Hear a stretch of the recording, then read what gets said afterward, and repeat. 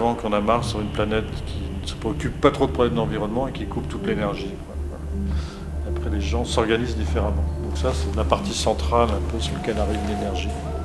C'est-à-dire, je suis mis à la mise en scène, si tu veux, de grands spectacles dans lesquels j'utilise des éléments de sculpture ou de peinture contemporaine pour mélanger tout ça au spectacle. L'idée, c'est de mélanger des amateurs, des semi-professionnels et des professionnels. L'idée aussi, c'est de mettre des sculptures en scène, de sculpter les décors. Spectacles qui ont pour thème, en gros, le fantastique, la science-fiction, des messages environnementaux, des messages sur le métissage.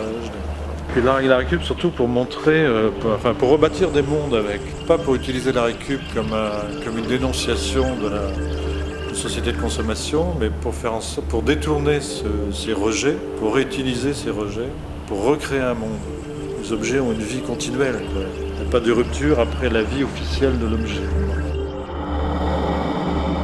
Le principe est toujours le même pour moi, c'est-à-dire d'investir des lieux qui font 800 à 1000 m², faire une sorte de dédale, de labyrinthe, dans lesquels j'immerge les gens pour leur raconter une histoire avec des légendes, des sculptures, les inviter à une réflexion sur le monde dans lequel on est. Une espèce d'ode à la différence, comme les retours d'une expédition archéologique dans le futur, avec des matérialisations d'êtres vivants, d'humanoïdes vivant différemment de nous. Une espèce d'acceptation de la différence de l'autre, sans aller au métissage qui demandait à ce qu'on regarde comment l'autre vivait et accepter qu'il puisse être différent de nous.